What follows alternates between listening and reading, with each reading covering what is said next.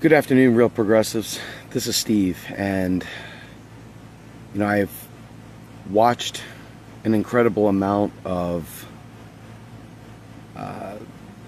people allowing themselves to explain away the pain and misfortune of many millions of Americans that have been able to turn a blind eye to the death and suffering around the world, who, because people are not laying in the streets, that are not having to walk over them in some places, because they're able to ignore the pain and suffering from behind their own wall of ignorance.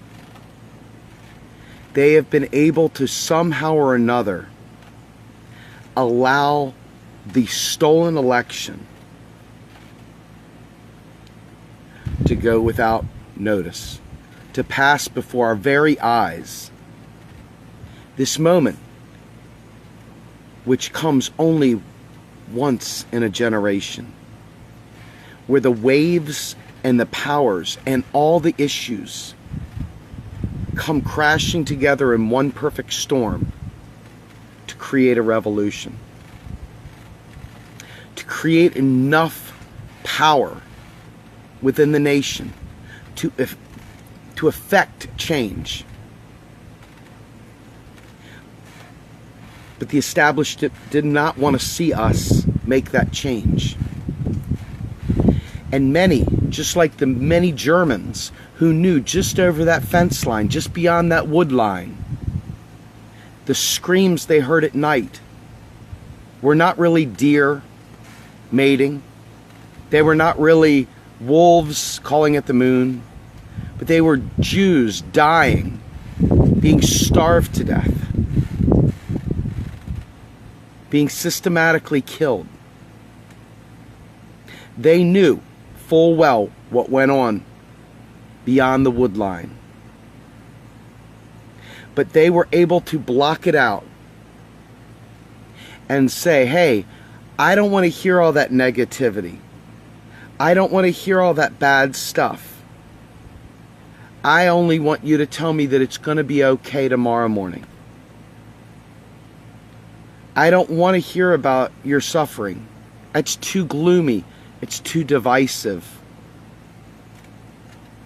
It's too painful. I don't want to hear it. And so our culture is steeped in people seeking the easy way out, that are steeped in seeking a proverbial pat on the back, a stroking that will make them feel like everything's going to be a-okay. They want to be able to make their hearts. They want to be able to talk amongst their friends at the local Starbucks, get their venti, white mocha, quad venti white mocha, half calf, skim, skinny, whatever. They want to have their rebellion within the coffee shop. But they don't want that to translate to the ballot box. And they don't want that to translate to the streets. Now, many of you are probably like me. You've got a pretty decent job, so you're trapped 40 hours a week. You are locked in. There is no walking out the door unless you're ready to make your family truly suffer. Unless your family, your spouse, your significant other has truly bought into the idea of revolution and is willing to sacrifice your own children there in the household. You're trapped. You're stuck in your job. There is no revolution for you because you have got to keep going in and doing the same thing. You go through the system. You can't break free because it's got you by the short hairs. And so when we look for a massive, massive push to make change, you're stuck behind a cubicle much like myself. You've got several options. You've got what I'm doing right now, which is the only means I have available to me, is to take the things that I've learned and to take the fire that burns in my belly and bring it to you via live streams and maybe articles and stuff, and to network with people that have more ability to go out and affect the kind of change that it's going to take to make this country truly take notice and listen. I listen to Chris Hedges an awful lot. For those of you who don't know who Chris Hedges is, if you can't stand the truth, he'll drive you crazy. For those of you who are eagerly seeking truth, who are eagerly seeking to know the lies that they're pulling on you, Chris Hedges is a voice of reason in a tremendously lying world.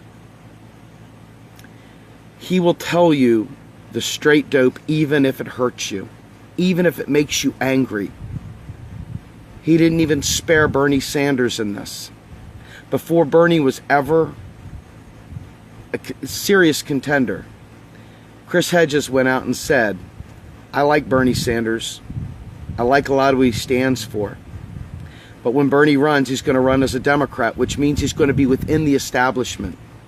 And his fear was that when Bernie would lose to the establishment, because he predicted that the establishment would crush Bernie, that Bernie would in turn fall back into the establishment for whatever reason and try and drag the energy and enthusiasm from his movement back into the counter-revolutionary party. And as I look around and I see people talking about, Donald Trump, and all their ire and everything about them is focused on Donald Trump. Not a single one of them has enough courage to ask why, in fact, a Donald Trump even exists in this nation. Why in the world does a Donald Trump candidacy have any legs whatsoever? And now you've got articles out there to tie all this together, showing from the New York Times, HuffPost, several other places, where it looks like Donald Trump is trying to find a way to deep six his own candidacy.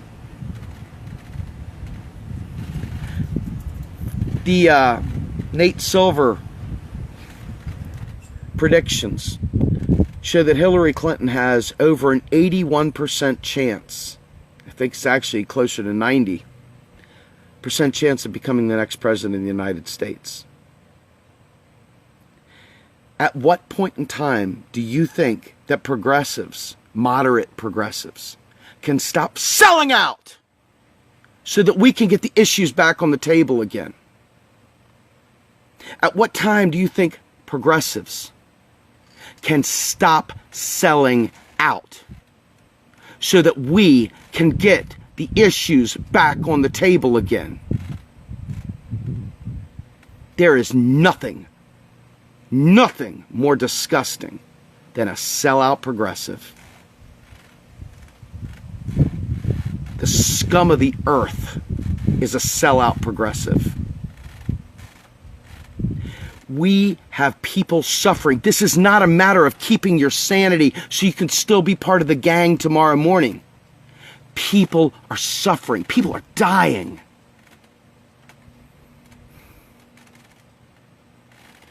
And you're sitting there going along to get along. Enough has been done to eradicate thought from America. Enough has been done to turn you into myopic sheep, to keep you from actually being effective in doing anything other than droning through the crowds like a zombie. There is literally nothing left if we don't stand and fight. And that fight can take a whole bunch of different angles, right? Of course, we can register our discontent by voting third party. That's certainly one part of this, and it's a part that I'm advocating. But we can also, when we are off and when things are slow, we can actually go ahead and attend civil unrest, attend protests, let people know that you're not okay with this. You can write and you can call in and you can do everything you have available to you to register your discontent. And at some point in time, we're going to have to break from the establishment altogether. And we are going to have to become a true thorn in its side, because power never concedes anything without a demand. If we don't make a demand, if we always equivocate, when the time comes that it's going to be tough, nothing will change in this country. I'm telling you. This thing called the Overton window is an establishment term for what is an acceptable thought in any political cycle. That window was expanded during this past primary season. It was moved ever so slightly to the left. But you still had an abomination of lemmings calling our efforts tinfoil, calling it pie in the sky, calling it free stuff. And there are still people out there today, right this minute, singing the praises of Barack Obama, who is telling Congress as we speak, you better get ready for the TPP, it's coming.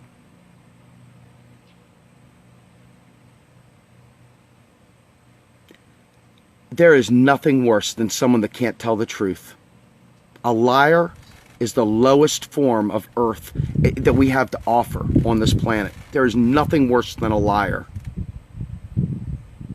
And people that are willfully ignorant, in my opinion, are liars. It's one thing to not know any better. It's one thing to not be exposed to truth. It's another thing altogether to be exposed to it and reject it outright, regardless of its merit, not investigate, not dig in, and not care enough to find out what truth is when it's before you.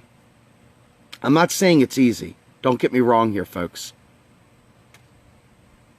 But I'm telling you straight up, people that just drink propaganda from a fire hose without any kind of critical thought, without any pushback, without any resistance, are useless like a piece of wet bread. And we are full. America has become a cesspool of ignorance. There are millions of people in this country right now that woke up. Unfortunately, there are a few of those millions who have asked to be reinserted into the matrix, who have asked to shut off the critical thinking skills. I love Bernie Sanders, but let me tell you something. I have to struggle every time I see an article about Bernie, every time I see something about our revolution, every time I see anything about anything, because I have to screen it now. I can no longer just say, oh, it's Bernie saying it, I can send it out to the team. I now have to review it every time to make sure it doesn't say something about sheepdogging people into Hillary. That's not a slam on Bernie. That's just the facts, folks. I'm not going to participate in the dumbing down of you guys. I am not going to participate in the dumbing down of America. If you guys are interested in making change, then you have to resist the propaganda. You must resist the propaganda.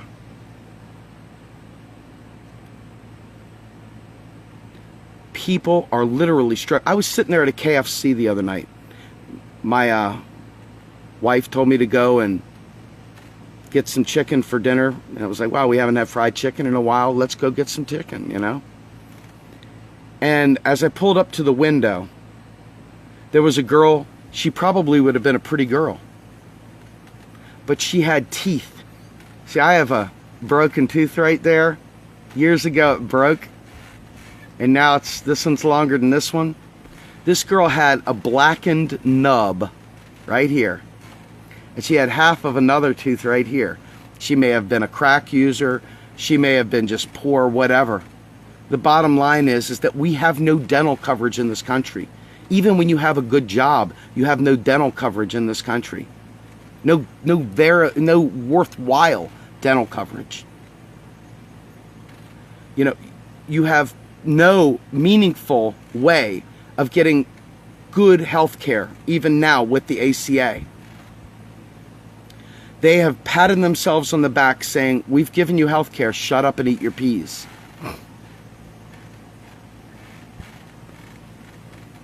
All meaningful manufacturing in the United States has left. That's not necessarily the worst thing if our government actually spent money into existence so that we're out there fixing bridges and fixing the energy grid and going to school and taking care of our people with health care and dental care, etc. We could really make up for the lost jobs and not having a manufacturing base. If that's the way we wanted to go, we could, but we're not. They've taken away our jobs. They've cut government spending. They've created an underclass so desperate that you now have people thinking that Donald Trump is the answer when he doesn't even want to be president. He's ready to kick the can. He's ready to go. He doesn't want this. It was all part of a game to make someone so absolutely aberrant in Hillary Clinton look reasonable. And what they've done by doing that, as you watch all the Republicans come and join Hillary, is you've watched the perfect coup d'etat of American democracy, creating a single party government where the neocons and the establishment Dems have taken over everything. Now going forward, what you've got is an American society where anyone who protests, anyone who's complaining, anyone who does anything will be immediately written off as a zealot, a crazy, a freak, someone that's outside the window of Overton, someone that is a lunatic, and someone who's got to be shut down. What you've done, anyone who has supported Hillary Clinton, what you have done is you have literally destroyed the activist class in America. You have made us, you have relegated us to the wilderness. You have forsaken any legitimacy whatsoever. Now all anybody wants to hear is everything's good. America is great. Everybody wants to hear how wonderful the First Lady's outfit is. And they want to hear about how wonderful her haircut is. And they want to hear about the pageantry of a long-lost Camelot. They want to watch a reality TV show called The White House. They don't want to actually have a functioning democracy. Because democracy's hard. Democracy is too tough for most to handle. And they have made it so that you are now locked into your job.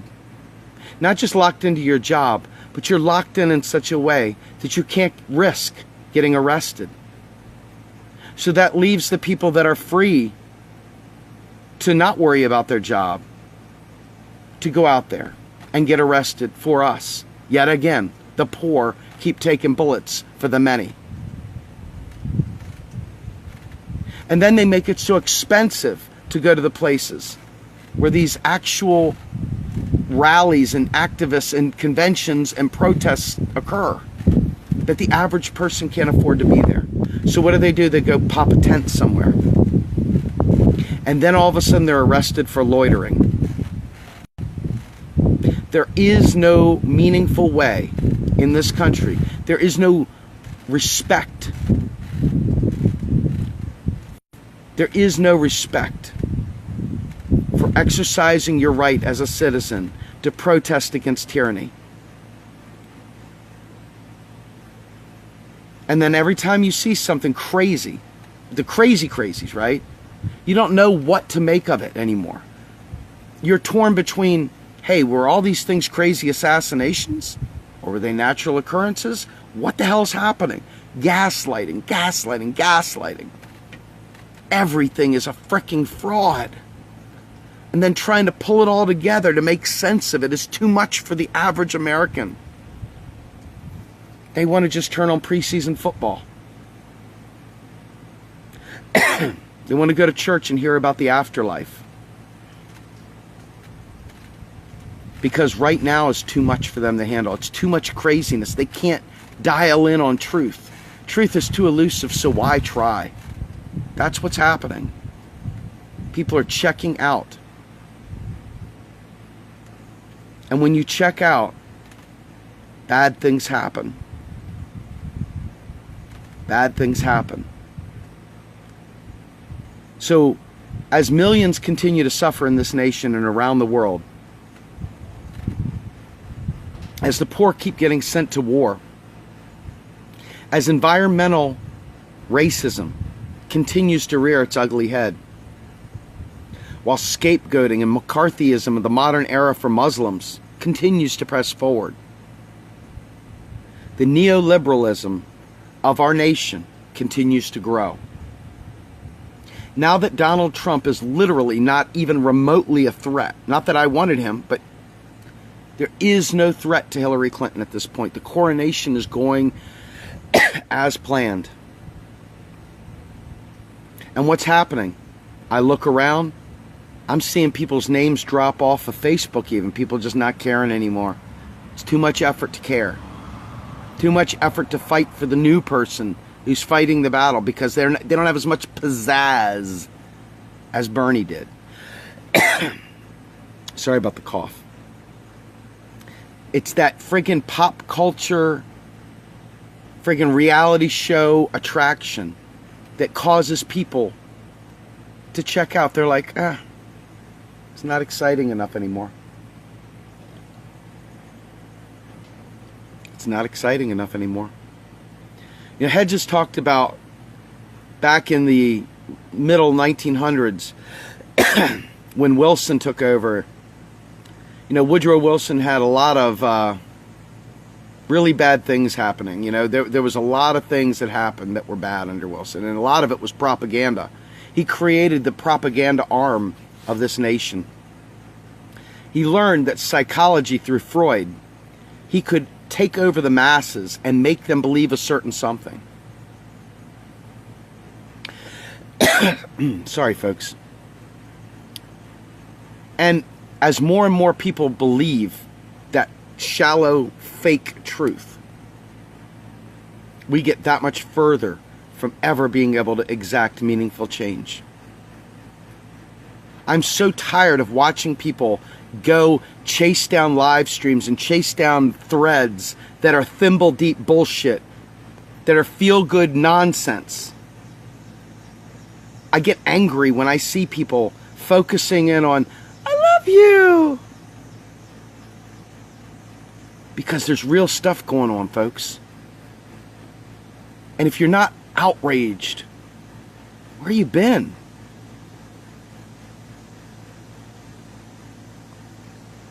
The slog, the tough work, getting into your local areas, writing to congressmen, uniting with people and organizing, putting aside your ego and working for the greater good. That stuff gets lost when it's not an election year anymore. When you feel like your guy lost, you check out. And that's what they're counting on. And you're not you. The people watching this, thank you. I'm trying to tell you it straight. This is a dark day for me. The realization that there are people out there willing to reinsert themselves back into the matrix after they've learned everything. They are going to reinsert themselves back into the matrix because democracy is just too damn hard for them. It's just too hard to keep fighting. I just don't have any respect for that. How can you respect people that allow themselves to get reinserted back into the matrix? How do you respect people that post things about Donald Trump? How do you respect them that bought into this lie and run around trying to make all of us fall into it with them? And the sad part is, massive amounts of people are falling for it. Massive amounts of people are willing to check out mentally and just go Borg.